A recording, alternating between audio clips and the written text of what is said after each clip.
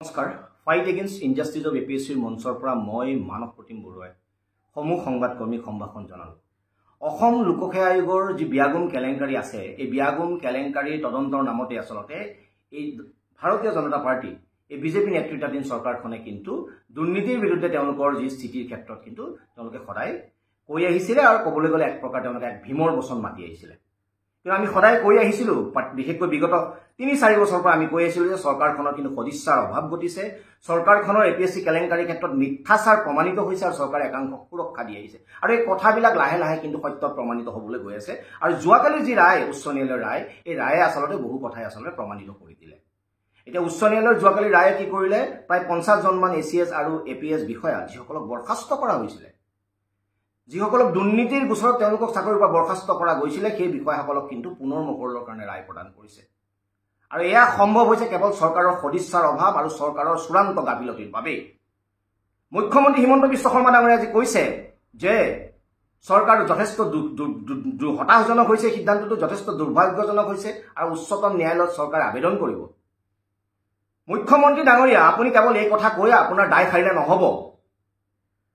2022 চনৰ 2 এপ্ৰিলৰ দিনা এই ন্যায়িক আয়োগৰ প্ৰতিবেদন দিয়া গৈছিলে।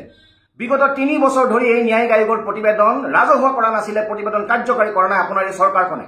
কেৱল সেয়াই নহয়, ন্যায়িক আয়োগৰ প্ৰতিবেদনখন পেলাই থৈ আপোনাৰ চৰকাৰে এইসকল বিষয়াক, এই ঠগ প্ৰবঞ্চনাৰ বাছনিভুক্ত একাংশ বিষয়াক আপুনি সুবিধা দিছিলে, প্ৰমোচন দিছিলে। এইসকলক মুখ্যমন্ত্ৰীৰ বিশেষ মেডেল পৰ্যন্ত দিয়া গৈছিলে। অকল কেৱল সেয়াই নহয়, এজন ন্যায়াধীশৰ যি কমিটি আছিলে, সেই কমিটিক চাবৰ কাৰণে এখন মুখ্য সচিবৰ কমিটি বনায়, এখন পুলিচৰ তদন্ত কমিটি থকাৰ পিছতো এখন SIT গঠন কৰি, ADCP CIDৰ অধীনত আন এখন কমিটি গঠন কৰি তেওঁলোকে এই গোটেই বিষয়বিলাক যিটো ডিলে কৰাৰ যিখন নাটক কৰিলে, এই কথাবিলাকে আচলতে আপোনালোকৰ যিটো মিথ্যাচাৰৰ একাংশক সুৰক্ষা দিয়াৰ যিটো কথা, এই কথাবিলাক প্ৰমাণিত কৰিছিলে। কেৱল সেয়াই নহয়, আপোনালোকৰ এই নীতি দেখি আচলতে যোৱা বছৰ যি বিশেষ ন্যায়ালয়, এই বিশেষ ন্যায়ালয় স্তম্ভিত হৈ গৈছিল আৰু যাৰ কাৰণে যিজন IPS বিষয়া প্ৰতীক থুবেক নেতৃত্ব দিয়া গৈছিলে, সেই প্ৰতীক থুবেক যোৱা সময়ৰ এই 24/6/2024 এই নিৰ্দেশ মতে কি কৰিছিলে, প্ৰতীক থুবেক দায়িত্বৰ পৰা আঁতৰাবলৈ কোৱা গৈছিলে।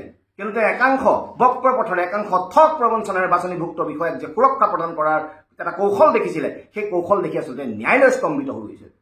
আৰু যাৰ ফলত পৰৱৰ্তী সময়ত 17/9/2017 ছেপ্টেম্বৰ 2024 বাধ্যত পৰি স্পেচিয়েল ইনভেষ্টিগেশ্যন টিমে প্ৰায় 23জনকৈ বিষয়াৰ বিৰুদ্ধে কিন্তু তেওঁ চাৰ্জশ্বিট দিবলৈ বাধ্য হৈছিলে, যিসকলক কিন্তু এই বিগত প্ৰায় 3 বছৰৰ সময় ধৰি আপোনাৰ চৰকাৰে কিন্তু সুৰক্ষা প্ৰদান কৰি আহিছিল বুলি আমি সদায় কৈ আহিছিলোঁ। কেৱল সেয়ে নহয়, এইসকল বিষয়াৰ ভিতৰত বহুকেইখন বিষয়া কিন্তু নাম এই 17 ছেপ্টেম্বৰৰ চাৰ্জশ্বিটতো নাহিলে, যাৰ বাবে আদালতে বহুকেইজনক কিন্তু নিজাববীয়াকৈ দোষী সাব্যস্ত কৰিব লগা হৈছিলে। আটাইতকৈ ডাঙৰ কথা, আদালতে নিজাববীয়াকৈ দোষী সাব্যস্ত কৰা বা ন্যায়াধীশ BK শৰ্মা আয়োগৰ প্ৰতিবেদনত নাম থকা নৱনীতা শৰ্মা, ত্ৰিদীপ ৰয়ৰ দৰে একাংশ বিষয়া আজিৰ দিনতো কিন্তু চাকৰি কৰি আছে। আজি আপুনি কৈছে যে দুষ্কাৰ্যত লিপ্ত হোৱা বিষয়াক সুৰক্ষা দিয়া নহ'ব। আপুনি সেইসকল দুষ্কাৰ্যত লিপ্ত থকা নৱনীতা শৰ্মা, ত্ৰিদীপ ৰয়ৰ দৰে বিষয়াসমূহক, ঋতুৰাজ দলেৰ দৰে বিষয়াসমূহক আপুনি সুৰক্ষা প্ৰদান কৰি আহিছেনে নাই, এই প্ৰশ্নৰ উত্তৰ আপুনি দিব লাগিব। আপোনালোকে অৱশেষত যেতিয়া ছেপ্টেম্বৰ মাহত বিশেষ ন্যায়ালয়ে তেওঁলোকক নিজাববীয়াকৈ দোষী সাব্যস্ত কৰে, তাৰ ফলত আপোনালোক বাধ্য হ'ল আৰু তাৰ ফলতে আপোনালোকে এই ন্যায়াধীশ বিপ্লৱ কুমাৰ শৰ্মা আয়োগৰ প্ৰতিবেদন ৰাজহুৱা কৰিলে। কিন্তু আপোনালোকে এই প্ৰাৰ্থীসকলক ছাছপেনশ্যন কৰাৰ পাছতো তেওঁলোকক ছাছপেনশ্যনৰ কপি নিদিয়াৰ কাৰণে একাংশই কিন্তু চাকৰি বাহাল হোৱাৰ ৰায় পাইছিলে গুৱাহাটী উচ্চ ন্যায়ালয়ত। আৰু আপোনালোকে তাৰ পিছত পৰৱৰ্তী সময়ত বিধানসভাত ক'লে যে আমি উচ্চতম ন্যায়ালয়ত যুঁজিম, আমি সেইসকলৰ চাকৰি হ'বলৈ নিদিওঁ।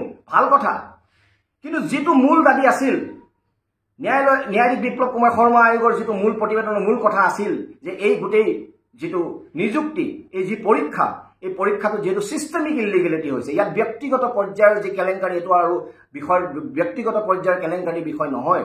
গতিকে আপোনাক গোটেই আচলতে নিযুক্তিসমূহ বাতিল কৰাৰ পৰামৰ্শ দিছিল। সেই পৰামৰ্শৰ ক্ষেত্ৰত কিন্তু আপুনি কিন্তু কোনো ব্যৱস্থা গ্ৰহণ নকৰিলে, যিটো আচলতে নীতিগতভাৱে, বিধিগতভাৱে, আইনগতভাৱে আটাইতকৈ সহজ। কিন্তু সেইটোকে নকৰি একাংশ বিষয়াক, একাংশ পচন্দৰ বিষয়াক আপুনি সুৰক্ষা দিয়াৰ যিটো কৌশল আপোনাৰ চৰকাৰৰ আছে, তাৰ বাবেই আচলতে এই ঘটনাবিলাক হৈ আছে। আনকি ন্যায়ালয়তো বিভিন্ন সময়ত যি আলোচনা হৈছিল, অনাৰেবল জাষ্টিছ সঞ্জীৱ মেহতা ডাঙৰীয়া থকাৰ সময়ত তাতো এই কথাটো কোৱা গৈছে যে গোটেই বেটছটোক যদি নিযুক্তি বাতিল কৰে তেতিয়াতো কোনো অসুবিধাই নাথাকে। তাৰ পাছতো বাৰে বাৰে বাৰে বাৰে এই বিষয়াসকলক কিন্তু বচোৱাৰ যি আপোনাৰ কৌশল, আনকি আজি এই ৰাজ্যখন কি ধৰণে ধাৰত পোট খাই আছে আমি জানো। তাৰ পাছতো এইসকল বক্ৰ পথৰে ঠগ প্ৰবঞ্চনাৰ বাছনিভুক্ত একাংশ বিষয়াক আপোনাৰ চৰকাৰখনে প্ৰুফপাল দি আছে। আপোনালোকৰ চৰকাৰখনে তেওঁলোকক প্ৰমোচন দিছে, মেডেল দিছে, আৰু আপোনালোকৰ এই কুকৰ্মৰ ফল আপোনাৰ আচলতে এই আজি যোৱাকালিৰ ন্যায়ালয়ৰ ৰায়ত আপুনি আচলতে ভোগ কৰিব পাৰিছে। কিয়নো আপোনাৰ সদিচ্ছা নাই। আপুনি যেতিয়া বিধানসভাত সৰ্বানন্দ সোণোৱাল ডাঙৰীয়াৰ নাম লৈছিল, আমি তেতিয়াও কৈছিলো যে আপুনি সৰ্বানন্দ সোণোৱাল ডাঙৰীয়াৰ নাম এইটো কাৰণে ল'বলগীয়া হৈছে কিয়নো আপোনাৰ দিনত অসম লোকসেৱা আয়োগৰ কেলেংকাৰীৰ বিৰুদ্ধে কিন্তু কোনো ব্যৱস্থা গ্ৰহণ কৰা নাই। এটাই কাম কৰিছে, আপুনি সুৰক্ষা দিয়াৰ যিটো কৌশল অৱলম্বন কৰি আহিছে। আৰু সেইকাৰণে আমি কৈছো যে আজি যদি এই APSC কেলেংকাৰী আপোনাৰ মাকৰ ঘৰ, আপোনাৰ ৰাজনৈতিক মাকৰ ঘৰ কংগ্ৰেছৰ পৰা আপুনি যৌতুকত আনা নাই, তেতিয়াহ'লে আপুনি ন্যায়াধীশ বিপ্লৱ কুমাৰ শৰ্মা আয়োগৰ প্ৰতিবেদনত যিদৰে কৈছে সেইদৰে নীতিগতভাৱে, বিধিগতভাৱে আৰু আইনগতভাৱে সিদ্ধান্ত লৈ এই নিযুক্তিসমূহ বাতিল কৰক। উচ্চ ন্যায়ালয়ৰ এক ৰায়যোগে হৈছিলে এই ন্যায়িক আয়োগখন, আৰু সেই ন্যায়িক আয়োগৰ প্ৰতিবেদন মতে যদি গোটেই পৰীক্ষাটো এই ধৰণৰ ইমান ভয়ংকৰ যিটো কেলেংকাৰী হৈছে তাৰ ভিতৰত যদি খাৰিজ কৰে এনেধৰণৰ কোনো বাধা নাথাকিব। কিন্তু তাকে নকৰি আপোনাৰ চৰকাৰখনে একাংশক বচোৱাৰ যি কৌশল অৱলম্বন কৰিছে তাৰ বাবে এই ঘটনা ঘটিছে আৰু ঘটি থাকিব।